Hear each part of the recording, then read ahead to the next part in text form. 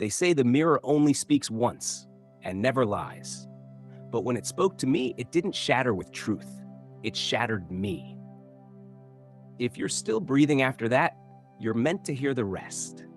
So please, if you enjoy stories wrapped in fate, wonder, and the wounds of love, like and subscribe to my channel. Thank you. Now, hold on to your heartbeat.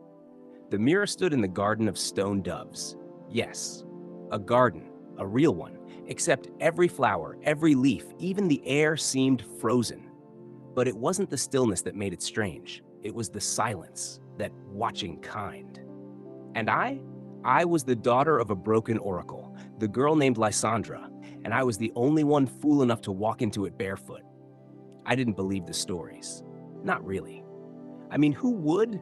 A mirror forged by gods, wrapped in the breath of forgotten lovers? One that told you your truest truth, no matter how much it hurt? Ha, that was for dreamers. And I was a cynic, or so I told myself, until the night everything burned. My father, yes, the madman who whispered in dead tongues, fell silent. For the first time in my life, he didn't wake. His last words? Find the glass, the mirror that bleeds silver. Ask it why I lost your mother. And that's when I began to believe. I walked for 7 nights, past the temples with their crumbling lions, through the swamp where the frogs sang forgotten hymns, into the hill of winds where no voice stayed still. I bled, I cried, I begged the stars, until I found it. Nestled between 2 winged statues, stone doves kissing forever, stood the mirror, tall, narrow. The frame wept vines and thorns that curled like lovers' fingers. But the glass, oh, the glass, it shimmered with a softness that made my soul ache. I touched it. It was warm. Mirror, I whispered. My voice cracked like a child's. Tell me what I've never dared to ask. A pulse, yes, a real one, like a heartbeat, thrummed beneath my fingertips. And then it spoke, not with sound, with memory. My mother, her laughter, my father's trembling hands, the candlelit promise they made under a blood-red moon. I saw it all, no, felt it, all of it crashing into me like a wave of silk and thunder. And then I saw what broke them. A man, not my father. His name? Thalion, a prince of nothing, of shadows, of the in-between. My mother loved him.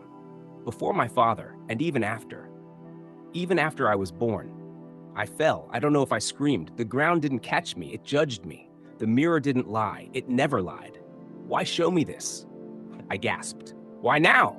And the answer came. Not in words, in a face. His, Thalion, standing right there, behind me. He hadn't aged, not a moment. Black curls kissed by midnight, eyes like silver storms.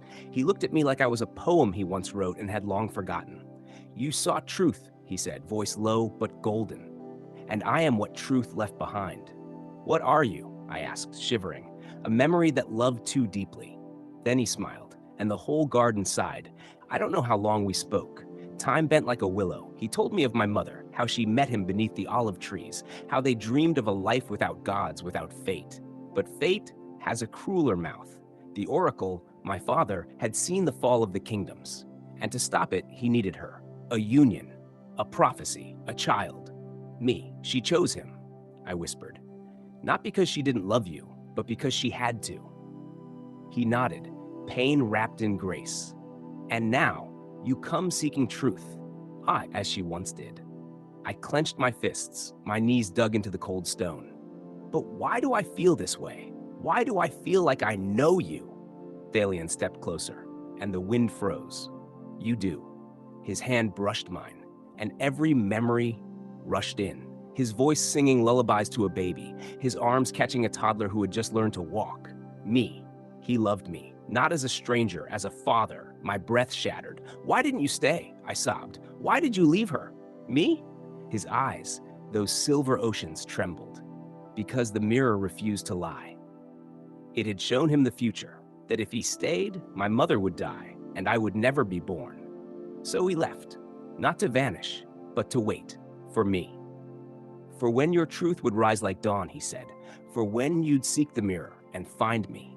I broke, not like glass, like a song that couldn't finish its last note. He held me, like I was everything he never got to keep. And in that moment, I knew some truths don't burn.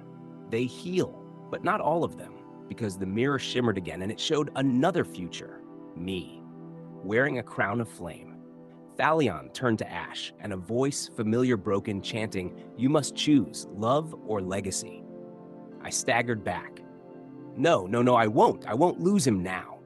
Thalion's voice cracked. "You can't deny fate, Lysandra."